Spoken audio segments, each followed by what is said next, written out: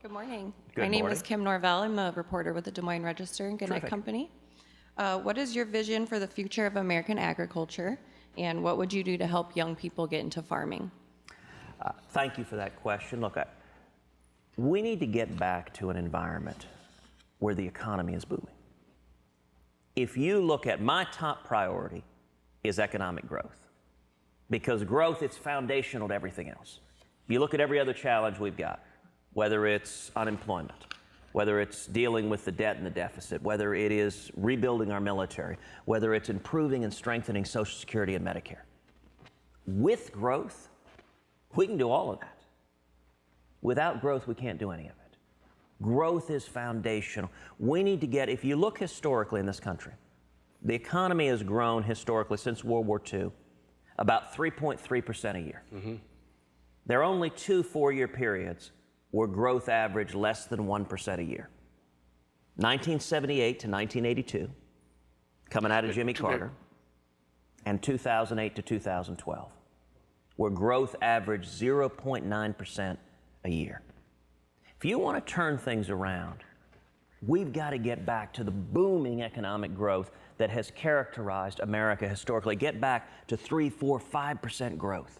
Suddenly everything turns around. Suddenly for farmers and ranchers, you've got booming demand. You've got more opportunity. You've got capital available. You've got many more avenues that are open. Now, how do you get there?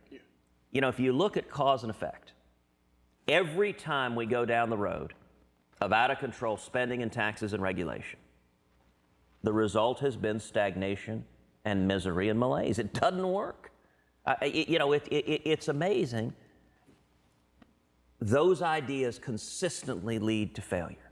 But on the flip side, we know what works. Every time we pursue tax reform and regulatory reform, every time we reduce the burdens from Washington on small businesses, on farmers, on ranchers, on people who are struggling but are creating jobs, the result has been incredible economic growth. We saw that in the 1920s under Calvin Coolidge.